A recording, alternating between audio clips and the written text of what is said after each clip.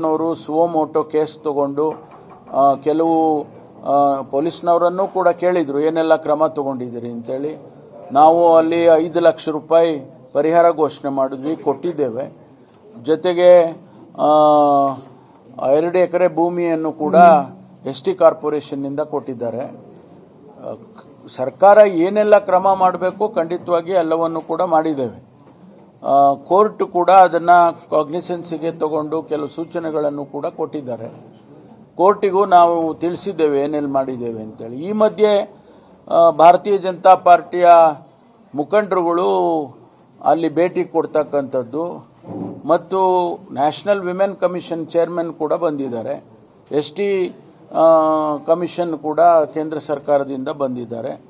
ಅದರ ಜೊತೆಗೆ ಭಾರತೀಯ ಜನತಾ ಪಾರ್ಟಿಯ ಫ್ಯಾಕ್ಟ್ ಫೈಂಡಿಂಗ್ ಮಿಷನ್ ಅಂತ ಹೇಳಿಕೊಂಡು ಅವರೊಂದು 4-5 ಜನ MP ಗಳನ್ನ ಕಳಿಸಿದ್ದಾರೆ.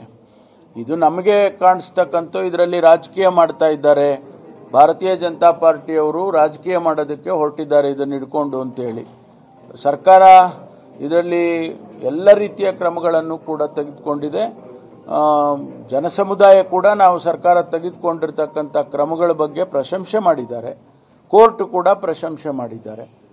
ಈ ಮಧ್ಯೆ ಇದನ್ನು ರಾಜಕೀಯ ಅಸ್ತ್ರವಾಗಿ ಭಾರತೀಯ ಜನತಾ ಪಾರ್ಟಿ ಉಪಯೋಗಿಸೋದಕ್ಕೆ ಹೊರಟಿದ್ದಾರೆ. ಆದರೂ ಅವರೇನು ಯಶಸ್ವಿ ಆಗೋದಿಲ್ಲ ಅದರಲ್ಲಿ ಅಂತ ಹೇಳಿ ಹೇಳಬೇಕಾಗುತ್ತೆ. ಯಾವ ರೀತಿ ಕ್ರಮ ಇರುತ್ತೆ ಸರ್? ನ್ಯೂ ಇಯರ್ ಹೆಚ್ಚುತ್ತಾ ಇದೆ, ಈಗ ನ್ಯೂ ಇಯರ್ ಸೆಲೆಬ್ರೇಷನ್ ದೊಡ್ಡ ಮಟ್ಟ